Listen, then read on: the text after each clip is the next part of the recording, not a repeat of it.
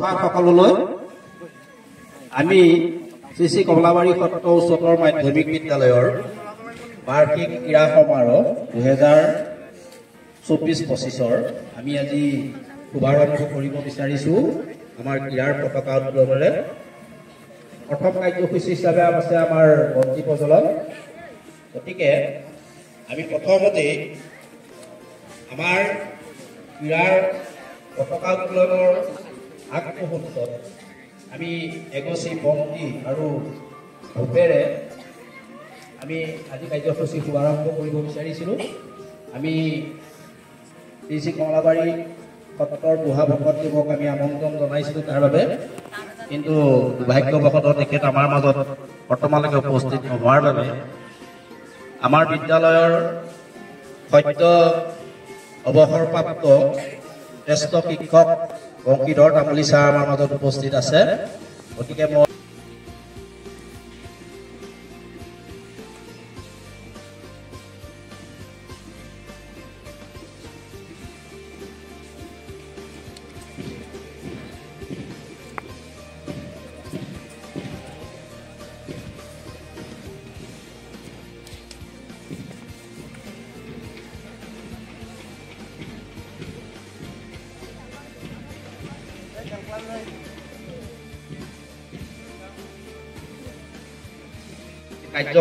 কাৰ্যসূচী শুভাৰম্ভ কৰিবৰ কাৰণে মই দুয়োগৰাকীকে অনুৰোধ জনালোঁ।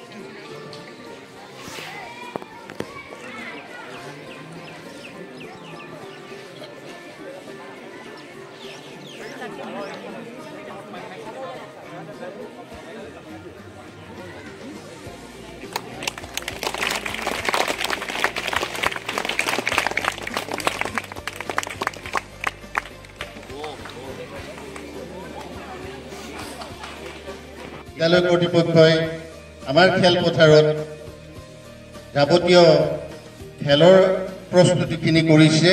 গতিকে তাৰ বাবে এটা বহল স্থান পাইছে।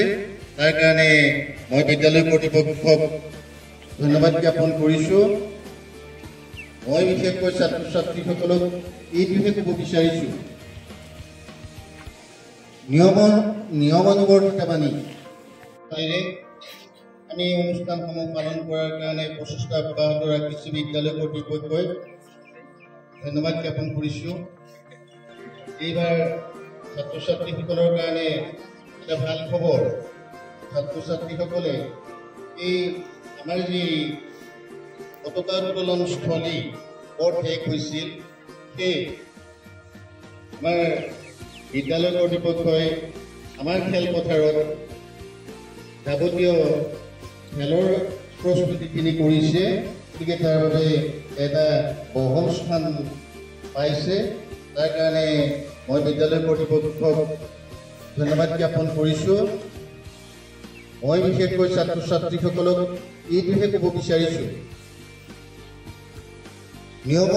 নিয়মানুৱৰ্তিতা মানি, নীতি নিয়ম মানি এই বিদ্যালয়ৰ মান মৰ্যাদা ৰক্ষাৰ প্ৰতি লক্ষ্য ৰাখি ছাত্ৰ ছাত্ৰীসকলে যেনেকৈ আজি আৰম্ভণিতে আমি কিছু দৃশ্য দেখিবলৈ পাইছিলোঁ যে আমাৰ যি সাজ পোছাক, ঐক্য সাজ পোছাক, এই ঐক্য সাজ পোছাকত কিছু গণ্ডগোল হৈছিল। যেনেকৈ জোতাবিলাক পৰিপাটিকৈ পিন্ধি অহা নাই। গতিকে তেনেকুৱা কাম আমাৰ ছাত্ৰ ছাত্ৰীসকলে কৰিব নালাগে, ভৱিষ্যতলৈও কৰিব নালাগে। আৰু লগতে এই খেলৰ কেইদিন আমাৰ ছাত্ৰ ছাত্ৰীসকলে